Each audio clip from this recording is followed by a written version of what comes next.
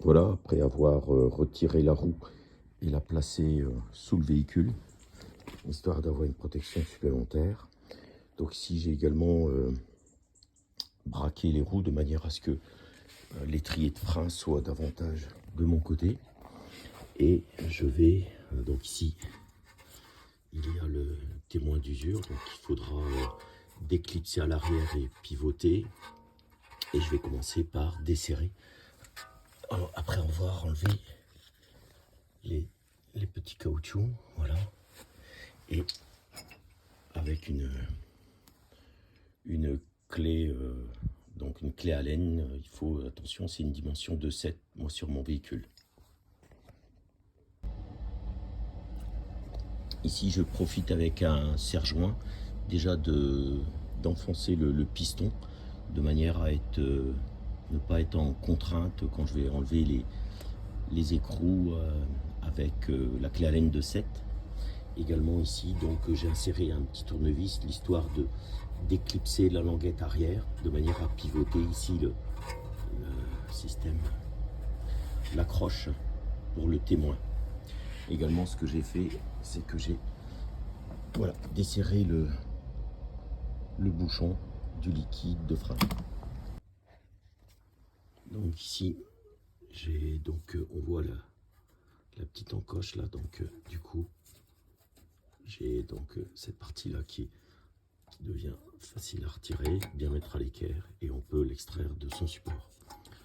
Donc ça, ensuite, vous voyez qu'ici au niveau du piston, il est complètement rentré, donc du coup j'ai mon étrier qui est davantage libre, donc il me reste à enlever l'aspect ressort ici devant et de complètement enlever mes écrous qui tiennent l'étrier. Donc ici j'ai enlevé les connecteurs, donc vous voyez tout simplement qu'il faut ici appuyer sur le bout et vous voyez que l'ergot ici, il y a donc une plaquette qui reste sur le support et l'autre qui est à l'intérieur.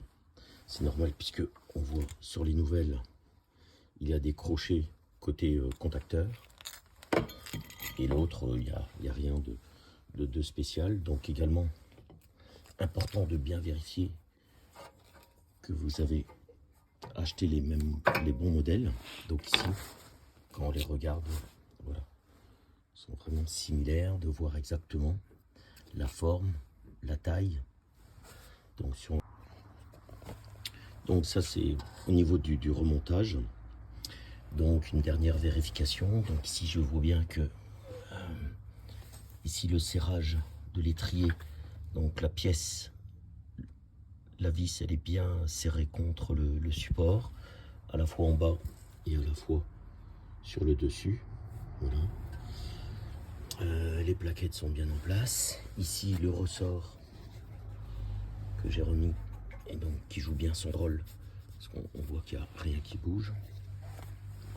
Et également donc ici le témoin d'usure avec son petit support là derrière.